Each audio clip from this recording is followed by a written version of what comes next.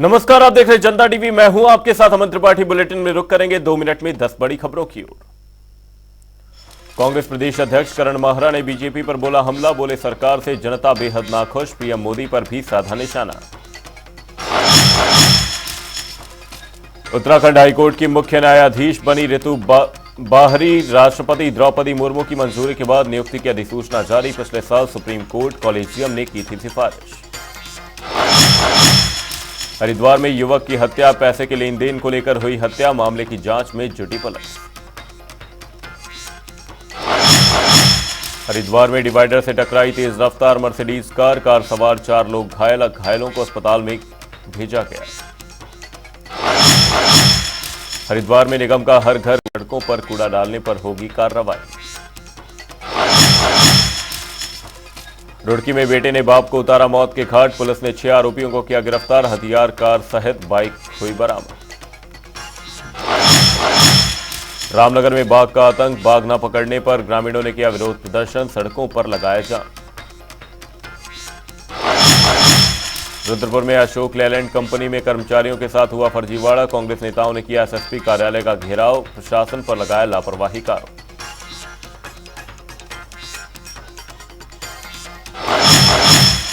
विकासनगर में नशा तस्करों पर रोक लगाने की तैयारी। एसएसपी ने 90 नशा तस्करों की खोली हिस्ट्री। जल्द कार्रवाई का दिया आश्वासन।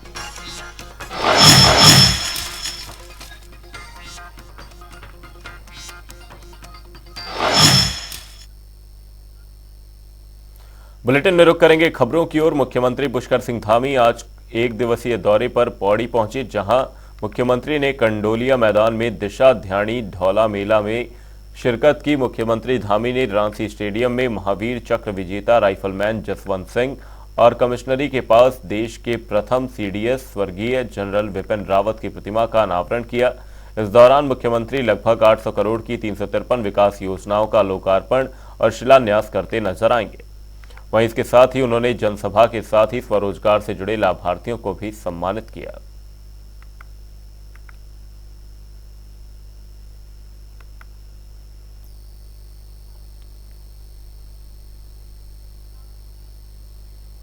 रुड़की के मुकरपुर गांव में एक अरबी मदरसे के कार्यक्रम में मदरसा बोर्ड के अध्यक्ष मुफ्ती शुमून कासिम पहुंचे, जहां उन्होंने यूसीसी बिल का समर्थन किया है।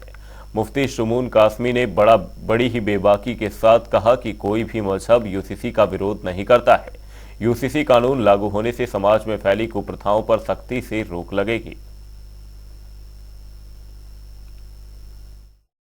मुख्यमंत्री श्री पुष्कर सिंह धामी जी, उनके नेतृत्व में उत्तराखंड देवभूमि की सरकार हर रोज नए नए आयाम, नए नए कामयाबियां स्थापित कर रही है।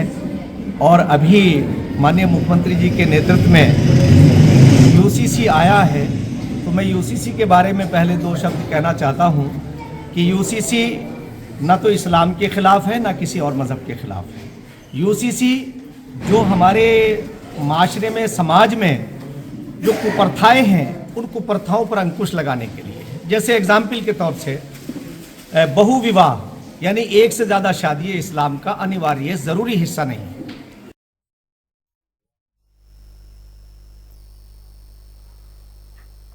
बीजेपी के दिग्गज नेता लालकृष्ण आडवाणी को केंद्र सरकार भारत रत्न से सम्मानित करेगी। प्रधानमंत्री नरेंद्र मोदी ने ट्वीट कर इसकी जानकारी दी है। वहीं बीजेपी प्रदेश प्रवक्ता हनी पाठक ने कहा कि लालकृष्ण आडवाणी को भारत रत्न से सम्मानित करना देश के लिए गौरव की बात है।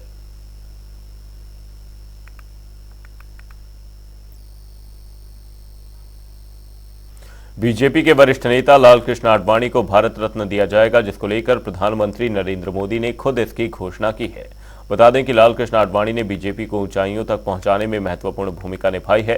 साथ ही राम मंदिर आंदोलन में भी उनका ऐतिहासिक कार्य किया था, जिससे आज राम मंदिर अयोध्या में बनकर तैयार हुआ है। मगर विपक्ष लालकृष्ण आडवाणी को भारत रत्न दिए जाने पर कटाक्ष कर रहा है। पूर्व हरीश रावत ने चुटकी लेते हुए कहा, लालकृष्ण आडवाणी राष्ट्रपति की उम्मीद लेकर बैठे थे, मगर उनको भारत रत्न दिया जा रहा है। मुझे चिंता मुरली मनोहर जोशी की है, क्योंकि अगले साल बीजेपी सत्ता में नहीं आएगी। इस दौरान हरीश रावत ने कई मुद्दों को लेकर अपनी प्रतिक्रियाएं दी। केवल एक बात जानते हैं कि यूनिफॉर्म सिविल कोड के बजाय जो है वो उत्तराखंड सिविल कोड हो गया है, क्योंकि केवल उत्तराखंड से संबंधित है। यदि यूनिफॉर्म सिविल कोड लाना है तो आप दिल्ली में लाइए, केंद्र सरकार लाए, अमित शाह जी और मोदी जी लेकर के आए। जिन सवाल उनसे जो उठ रहे हैं उन सवालों से बचने के लिए वो जो है बेगानी शादी में धामी दीवाने हो रहे हैं।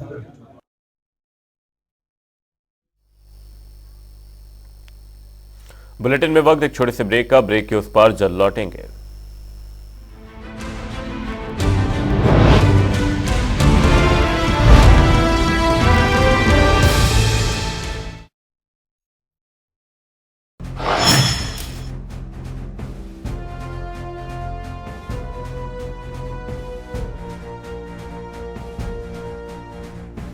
किसी भी लोकतांत्रिक देश में पक्ष और विपक्ष का राजनीति में दोनों का महत्वपूर्ण योगदान होता है।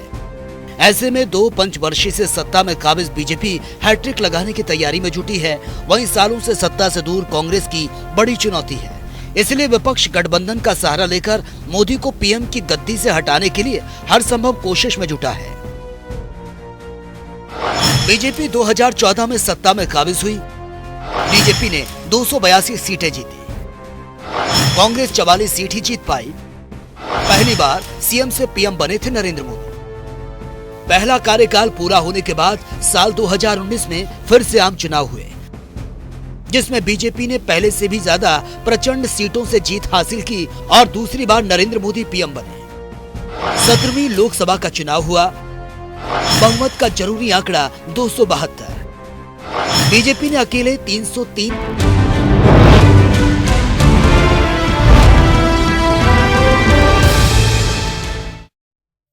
इस कार्यक्रम के प्रायोजक है पेट सफा आयुर्वेदिक चूर्ण। पेट सफा तो हर रोग दफा। ब्रेक के बाद आपका स्वागत है। आप देख रहे हैं जनता टीवी। रुक करेंगे अगली खबर की ओर। अंतरिम बजट में केंद्र सरकार ने धार्मिक और घरेलू पर्यटन को बढ़ावा देने पर फोकस किया है। वहीं धार्मिक और आध्यात्मिक पर्यटन के लिहाज से देश दुनिया में उत्तराखंड की एक अलग ही पहचान है। अभी भी अनेकों ऐसे पर्यटक स्थल मौजूद हैं जो लोगों की पहुंच से दूर हैं। वहीं कांग्रेस प्रदेश अध्यक्ष करण माहरा ने कहा कि उत्तराखंड में मुख्य मुद्दा स्वास्थ्य, शिक्षा और सुरक्षा का है। यहां के लोगों के पास रोजगार ही नहीं है। पहाड़ों पर चिकित्सा की कोई व्यवस्था नहीं है। स्वास्थ्य शिक्षा की है, रोजी रोटी की है, रोजी कपड़ा और मकान की है। लोगों के पास रोजगार नहीं, लोगों के पास स्वास्थ्य ठीक करने के लिए डॉक्टर्स नहीं है। हॉस्पिटल आपके डॉक्टरों के विहीन है। कोरोना जैसी गंभीर बीमारी आने के बाद भी स्वास्थ्य सुविधाएं अभी तक नहीं सुधरी है। सरकार ने कोई इससे सबक नहीं लिया है। स्कूलों का हाल यह है कि वहां टीचर्स नहीं है। कर्मचारी परेशान है, पुरानी पेंशन स्कीम को मांग रहे हैं, उनका अपना फ्यूचर सुरक्षित नहीं लगता। ऐसे में कितनी भी लब्बाजी आप कर लो, कितने भी गाल बजा लो, कोई होने वाला नहीं है। क्योंकि जब पूजा करने वाला व्यक्ति ही जीवित में रहेगा तो भगवान की पूजा करेगा।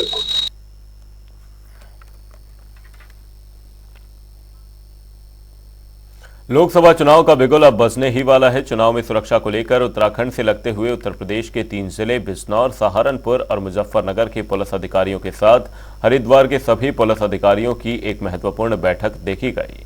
बैठक में लोकसभा चुनाव को सकुशल संपन्न कराने को लेकर दोनों प्रदेशों के अधिकारियों ने अपने अपने सुझाव दिए, जिससे आगामी लोकसभा चुनाव को सकुशल संपन्न कराया जा सके। एक मीटिंग यहाँ रखी गई थी जिसमें हमारी जो सूचनाओं का जो आदान प्रदान है, जो चेक पोस्ट हैं उनका जो कहाँ पर प्लेसमेंट होगा उसका स्थलीय निरीक्षण कल भी हमने किया था, आगे भी लगातार हम करेंगे। और किस तरीके के अरेंजमेंट्स होने चाहिए, कैसे कोऑर्डिनेशन लोगों को एक दूसरे से और बेहतर करना है, इस संबंध में एक विस्तृत परिचर्चा इसमें की गई है। और उसके जो रिजल्ट्स हैं वो इलेक्शन में अच्छे रिजल्ट्स भी आए। जैसे लाइसेंस के वेपन को सबमिट कराना है, उसको लेकर प्रोसेस है, क्योंकि बहुत समस्याएं होती हैं, तो उसको लेकर क्या हुआ? और इसमें खासकर एक तो खैर लाइसेंस जो वेपन्स हैं उनको जब्तीकरण, उनको जमा कराना, और जो इलीगल जो लाइसेंस हैं, इलीगल जो वेपन्स हैं उनको खिलाफ कार्रवाई करना, इलीगल जो हमारे लिकर आ रहा है उसके विरुद्ध जो कार्रवाई है उस पर जो सूचनाएं हैं उनका आदान प्रदान करना, उसमें जो लोग इसमें लगे हैं, जो इस कार्य को कर रहे हैं, उनके विरुद्ध जो कार्रवाई है वो दोनों ही जगह से होनी चाहिए। हाथरस में राम कथा कर रहे तुलसी पीठाधीश्वर राम भद्राचार्य महाराज की शुक्रवार को अचानक तबीयत बिगड़ गई। सीने में दर्द और सांस लेने में दिक्कत होने पर उन्हें देर रात एयर एम्बुलेंस से देहरादून लाया गया, जहां उन्हें एक निजी अस्पताल में भर्ती कराया गया है।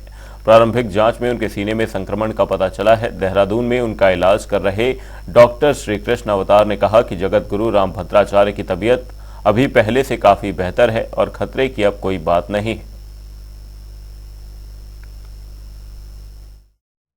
परम श्रद्धेय स्वामी श्री राम भद्राचार्य जी जगत गुरु तुलसी पीठाधीश्वर कल रात को आगरा से यहाँ पर एयरलिफ्ट किए गए। अब उनका स्वास्थ्य काफ़ी बेहतर है। उनकी छाती में संक्रमण की इन्फेक्शन की समस्या थी और उसकी वजह से उनका सांस फूल रहा था और सीने में दर्द था। अब उनका स्वास्थ्य काफ़ी पहले से बेहतर है, खतरे की कोई बात नहीं है। गुरुदेव विश्राम कर रहे हैं और हमारे डॉक्टरों की टीम उन पर उनके स्वास्थ्य पर लगातार नज़र रखे हुए है।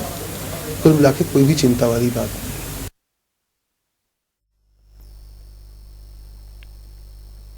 उत्तराखंड के बीजेपी प्रभारी दुष्यंत गौतम के इंडिया गठबंधन पर दिए गए आपत्तिजनक बयान के बाद प्रदेश की राजनीति गरमाई हुई है।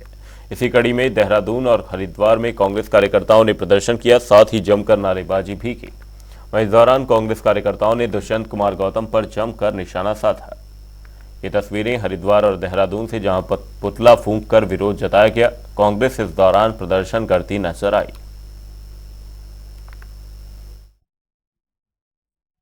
भारतीय जनता पार्टी में एक राष्ट्रीय महासचिव हैं जो दिमाग से पैदल हैं, जिनके अंदर संस्कारों की कमी है, दुष्यंत गौतम। जब भी देखो लगातार वो कई बार कांग्रेस के बारे में और अन्य नेता और राजनीतिक पार्टियों के बारे में अनर्गल बयानबाजी करते हैं। उन्होंने भी एक बयान दिया कि इंडिया गठबंधन जो है कुत्तों की जमात है, जिसकी जितनी निंदा की जाए कम है। आज हम पुतला फूंक कर दुष्यंत गौतम को और भाजपा पार्टी का ये अपना विरोध जता रहे हैं और दुष्यंत गौतम को चेतावनी देना चाहते हैं आज जिला कांग्रेस कमेटी की तरफ से कि अपने शब्दों को सही से चयन करें, अपनी जबान पर कंट्रोल रखें। कहीं ऐसा ना हो कांग्रेस का कार्यकर्ता किसी दिन भड़क गया तो उसकी जबान पर कील ठोकने का काम कांग्रेस के लोग करेंगे।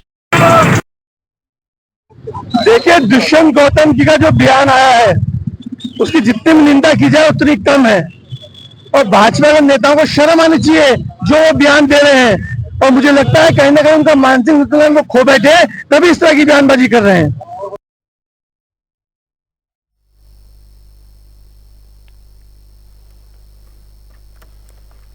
रुद्रपुर में 2 दिवसीय पुस्तक महाकुंभ का आयोजन हुआ, जिसका शुभारंभ विधायक शिव अरोड़ा ने किया। कार्यक्रम में स्कूली बच्चों ने रंगारंग सांस्कृतिक कार्यक्रम प्रस्तुत किए, जिसमें पर्वतीय संस्कृति, बंगाली, पंजाबी व सभी धर्मों की झलक देखने को मिली। इस दौरान विधायक शिव अरोड़ा ने कहा कि यह पुस्तक महाकुंभ रुद्रपुर के इतिहास में एक नई पहल है, जिसका उद्देश्य ही लोगों के जीवन में पुस्तक को जगह तो देना ही है। इस दौरान विधायक शिव अरोड़ा ने सीएम धामी की भी जमकर तारीफ की। रुद्रपुर के अंदर पुस्तक महाकुंभ, जिस समय में सोशल मीडिया के कारण से हमारे युवा, हमारे छात्र पुस्तकों से दूर होते चले जा रहे हैं, उस समय पुस्तक महाकुंभ के माध्यम से युवाओं को, छात्रों से पुस्तक से जोड़ने का, विज्ञान है, इतिहास है, हमारी परंपराएं हैं, उनसे जोड़ने का एक बहुत अच्छा प्रयास है। पुस्तक जीवन का आधार है, जीवन मूल्य का आधार है। तो इस प्रकार ये पुस्तक जब युवाओं के जीवन में वापिस आ रही है तो एक उनके व्यक्तित्व विकास के लिए, देश की संस्कृति को जानने के लिए बहुत बड़ा अवसर मिलेगा।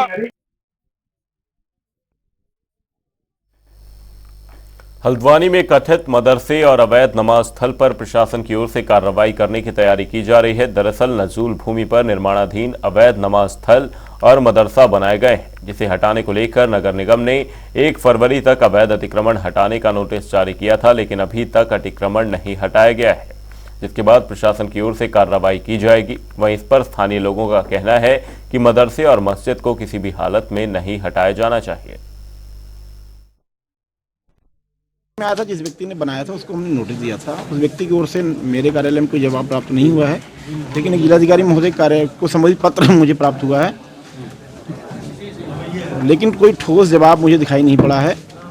और नजूल की जमीन की प्रकृति राज्य सरकार की नजूल की है और मेरा तो व्यक्तिगत रूप से वहाँ पर जो मैंने निरीक्षण किया था, देखा था, पाया था, उसके हिसाब से यही लगता है कि इसकी आड़ में वहाँ पर अवैध कब्जे कराने का, प्लाटिंग करने का, बेचने का काम किया गया है, बड़े पैमाने किया गया है। कभी इसको फ्री होल्ड कराने तक का प्रयास नहीं किया गया है। आज धार्मिक दृष्टिकोण से कुछ लोग इस बात को मांग रख रहे थे, लेकिन उसका स्वरूप कब बना, किसने बनाया, कैसे बना, कौन सी सोसाइटी ने बनाया, क्या संगठन उसके लिए बनाया गया, कहाँ से धनराशि लाई गई, कौन सा चंदा इकट्ठा किया गया, ऐसा कोई भी अभिलेख प्रस्तुत नहीं कर पाया। हम लोगों ने केवल मस्जिद और मदरसे के उसको डेमोलिश को नोटिस को ख़त्म करने की मांग करी है कि यथायथ स्थिति में मस्जिद और मदरसा रहे। वार्ता उस पर जारी है। अभी एमएनए साहब से बात होनी है, अभी थोड़ा सा वक्त लगेगा, तो मुकम्मल बात में थोड़ी देर के बाद बताऊंगा। कब्जे की नहीं, नजूल की ज़मीन है, लेकिन ये है कि हमने वो मलिन बस्ती भी है, साथ साथ में जो है फ्री होल्ड कराने की मांग करी है, उसको हम काम करेंगे। थोड़ा सा समय लगेगा, फिर मुकम्मल बात हम जवाब देंगे। आरटीओ के 3 व्हीलर और विक्रम में जीपीएस लगाने के आदेश का ऑटो एवं विक्रम महासंघ ने विरोध किया है। दरअसल महासंघ के अध्यक्ष महंत विनय सारस्वत ने प्रेस क्लब में प्रेस वार्ता कर आरटीओ के आदेश का विरोध जताया। उन्होंने कहा कि केंद्रीय ऑटो एक्ट में इस तरह का कोई भी नियम नहीं है जिसके अंतर्गत विक्रम और 3 व्हीलर को जीपीएस लगाने की अनिवार्यता हो। ये 2-3 पॉइंट है। एक तो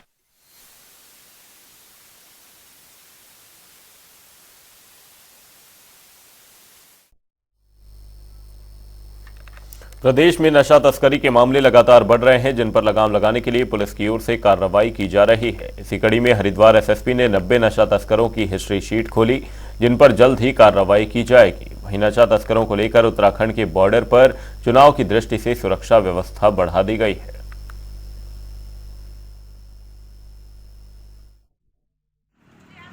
जो है जिले भर में माननीय जो मुख्यमंत्री जी का भी ड्रग फ्री देवभूमि विजन है, उसको लेकर कार्रवाई चल रही है। साथ ही साथ ऐसे हमने 90 लोग को चिन्हित किया है पूरे जनपद में, देहरादून में, जो लगातार नशे में लिप्त है। उन पर विभिन्न थानों में मुकदमे दर्ज है। ऐसे 90 लोग की हिस्ट्री शीट खुलवा दी गई है, जिससे कि उन पर निगरानी की जा सके और अगर वो किसी एक्टिविटी में पड़ते हैं तो तत्काल उस पर कार्रवाई की जा सके। साथ ही साथ अभी ऐसी भी लिस्ट तैयार की गई जो लगातार नशे में उसमें कारोबार में लिप्त है या अन्य लोगों से ऐसे व्यापार को करा रहे हैं। ऐसे लोग की लिस्ट तैयार होकर, अब चूंकि चुनाव का समय भी संवेदनशील समय है, तो ऐसे लोग को जिला बदर की कार्रवाई करने के लिए या अन्य जो उस पर प्रिवेंटिव एक्शंस होते हैं जहां पर वो सभी के लिए सभी को निर्देश दिए गए। उसमें जल्दी इसमें जो इस तरह के कारोबार में लिप्त है उन पर विभिन्न धाराओं में केस भी रजिस्टर्ड होंगे।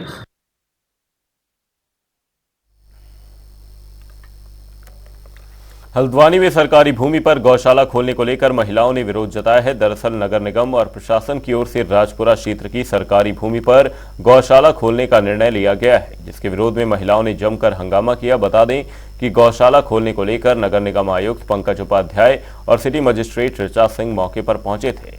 इस दौरान निगम की टीम के साथ महिलाओं की नोकझोंक भी हुई है। वहीं नगर आयुक्त पंकज उपाध्याय ने साफ किया कि गौशाला का निर्माण इसी जमीन पर किया जाएगा।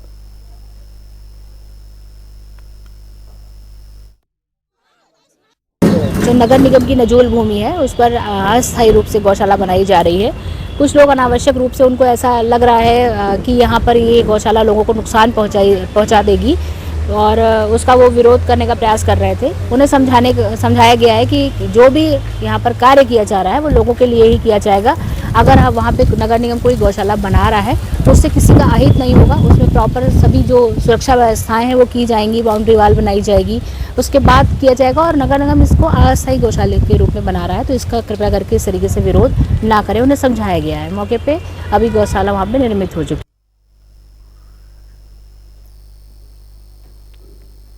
हरिद्वार नगर निगम स्वच्छता को लेकर बेहद सक्रिय है। इसी कड़ी में नगर निगम ने हर घर से कूड़ा उठाने के लिए डोर टू डोर कार्यक्रम शुरू किया है। इसके तहत हर घर के पास से कूड़ा इकट्ठा करने वाली गाड़ी गुजरेगी, जिस पर कूड़ा डालना जरूरी होगा। वहीं शहर में लगे सभी कूड़ेदान भी हटाए जाएंगे ताकि लोग केवल गाड़ी में कूड़ा डालें।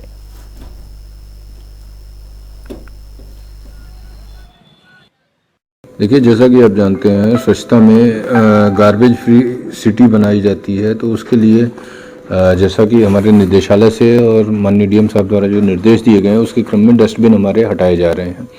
तो डस्टबिन हटाए जाने के क्रम में कुछ ऐसी जगहें हैं जो हम लोग अभी भी कूड़ा डालते हैं, उन सभी पे कैमरे लगाए जा रहे हैं ताकि और इसका प्रचार प्रसार भी किया जाएगा कि अगर वहाँ पे कोई कूड़ा डालता पाया गया तो उसके ऊपर जुर्माना भी लगाया जाएगा। उसके क्रम में हमारा टेंडर किया जा रहा है जिसपे ऐसी जगहें जहाँ पर लोग कूड़े के लिए वल्नरेबल हैं वहाँ पे कैमरे लगाए जा रहे हैं। लगभग कितनी जगह चिन्हित होंगे, क्योंकि शहर में बहुत सारी जगह अभी तक हमने 24 से 30 के बीच में जगहें चिन्हित की हैं जहाँ पे हम कैमरे वगैरह लगाने जा रहे हैं।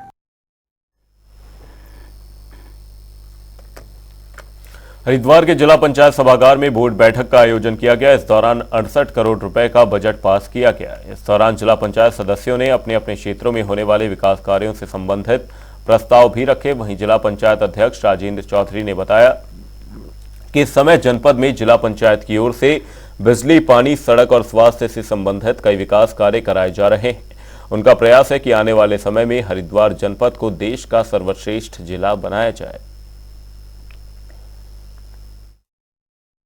आने वाला साल है, उसके बजट के विषय में आज की बैठक रखी गई है।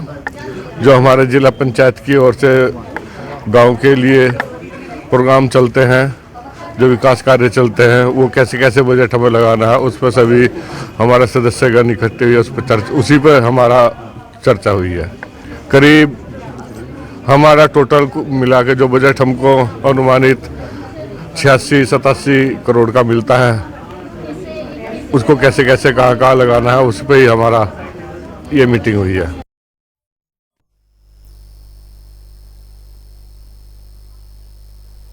उत्तराखंड में एक बार फिर मौसम के बदलने की संभावना है। बीते दिनों बारिश और बर्फबारी के बाद कल प्रदेश के कुछ इलाकों में थोड़ी धूप खिली हुई देखने को मिली। वहीं एक बार फिर से मौसम विभाग ने आज और कल के लिए प्रदेश भर में बारिश और बर्फबारी का अनुमान जताया है। मौसम विभाग के अनुसार शाम से कुछ पहाड़ी जिलों में बारिश बर्फबारी देखने को मिल सकती है, जबकि देहरादून, टिहरी, पौड़ी, हरिद्वार, अल्मोड़ा में चंपावत के साथ ही कई इलाकों में बारिश की संभावना जताई गई है।